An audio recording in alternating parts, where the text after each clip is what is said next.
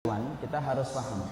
Kalau disebut kata ibadah, masyarakat kita sering mempersepsikan ibadah itu hanya sholat, ibadah itu hanya puasa, ibadah itu membayar zakat, dan ibadah itu dipersepsikan haji dan umrah. Begitulah masyarakat kita kebanyakan kalau mereka menyebut kata ibadah. Antum bisa cek ke banyak orang kata ibadah, maka dia pasti menyebutkan sholat, puasa, zakat, haji, dan umrah. Dan itulah yang mereka pahami dari ibadah.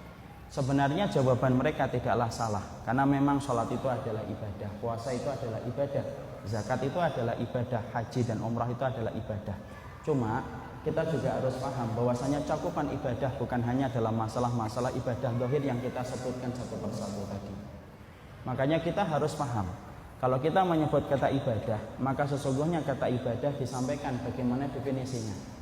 Dan para ulama memberikan definisi tentang kata ibadah supaya kita paham bagaimana cakupan ibadah dalam kehidupan kita. Para ulama kemudian menyampaikan ibadah itu adalah ismun jami'un lima yuhibbuhullahu wa yardah minal aqwal wal af'al adh-dhahirah wal batinah. Yang disebut dengan kata ibadah itu adalah segala nama yang mencakup dari seluruh perkara yang Allah cintai dan Allah ridhai, dari perkataan dan perbuatan yang zahir ataupun batin. Disinilah kita paham, ternyata ibadah itu memiliki definisi. Dan definisi ini akan menjelaskan bagaimana rangkaian ibadah itu ternyata cakupannya banyak.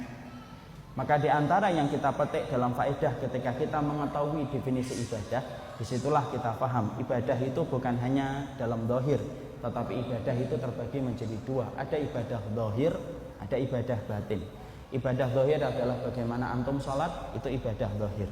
Antum memberikan sedekah, itu ibadah zahir. Ketika antum melaksanakan haji dan umrah, itu ibadah zahir. Tapi bukan satu-satunya ibadah dalam peribadatan dan penghambaan kita kepada Allah. Ada lagi yang kedua, yaitu yang disebut dengan ibadah batin. Ibadah yang dilakukan oleh hati kita, tidak kelihatan oleh kasat mata, ketika tersembunyi di balik dada, tetapi di situ itu tempatnya kita beribadah kepada Allah. Maka kita paham, ikhlas itu ibadah, sabar itu ibadah, ridho itu ibadah, qanaah itu ibadah, dan mencintai orang yang beriman di dalam hati kita pun ibadah. Dan itulah yang menjadikan kita akhirnya mulai paham, terkuak sekarang. Ternyata ibadah itu bukan hanya sholat, bukan hanya puasa, tapi ikhlas hatimu itu juga ibadah, ridho jiwamu itu adalah ibadah, dan serta kita mencintai orang yang beriman itu adalah ibadah. Masyarakat kita mungkin tidak terkecuali saya, sering sekali kita memperhatikan penampilan kita dalam ibadah zahir. Kita sering sekali memperhatikan bagaimana sholat kita.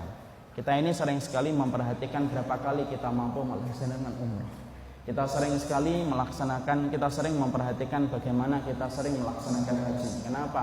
Masyarakat kebanyakan itu senang memperhatikan ibadah zahirnya ketika dia mengharapkan ridhanya Allah dan surganya Allah. Tapi sedikit dari kita yang memperhatikan bagaimana ibadah batin. Padahal setelah kita paham bahwasanya antara ibadah zahir ada pula ibadah batin, ketahui ibadah batin itu memiliki kedudukan yang besar di sisi Allah, dan sesuatu yang paling cepat ditimbang dan berat dalam mizan kebaikan kita itu ibadah batin kita. Walaupun banyak di antara kita yang tidak memperhatikan. Maaf kata kalau boleh saya menyampaikan, ternyata banyak orang yang ibadah zahirnya itu kayak permata, tapi ternyata ibadah hatinya itu sebagaimana lempengan besi yang tidak ada harganya. Karena banyaknya dari kita sering memoles ibadah zahir, tetapi kita tidak pernah memperhatikan bagaimana ibadah hati kita ketika menghambakan diri kepada Allah. Mungkin kita lalu bertanya, mana yang lebih penting Ustaz, antara ibadah zahir dengan ibadah batin? Nah, ini perlu juga kita jawab.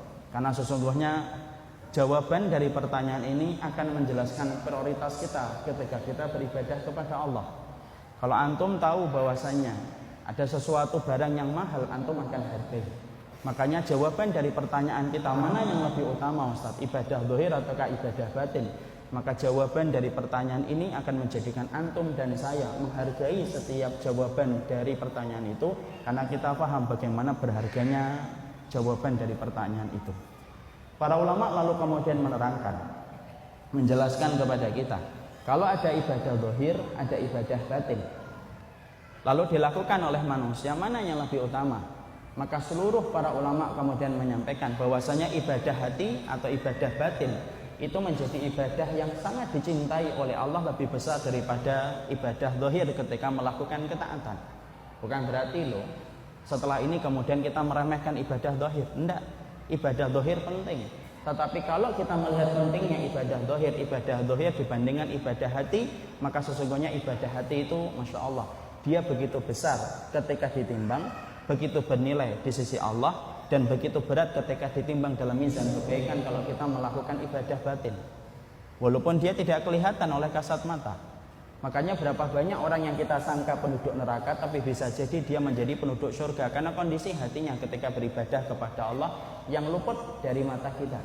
Karena sesungguhnya ibadah hati merupakan ibadah yang Allah cintai karena dia tersembunyi dan tidak nampak oleh mata, menjadikan seluruh para ulama mengatakan ibadah hati itu jauh lebih berharga dan jauh lebih berat di dalam mizan kebaikan daripada ibadah zahir.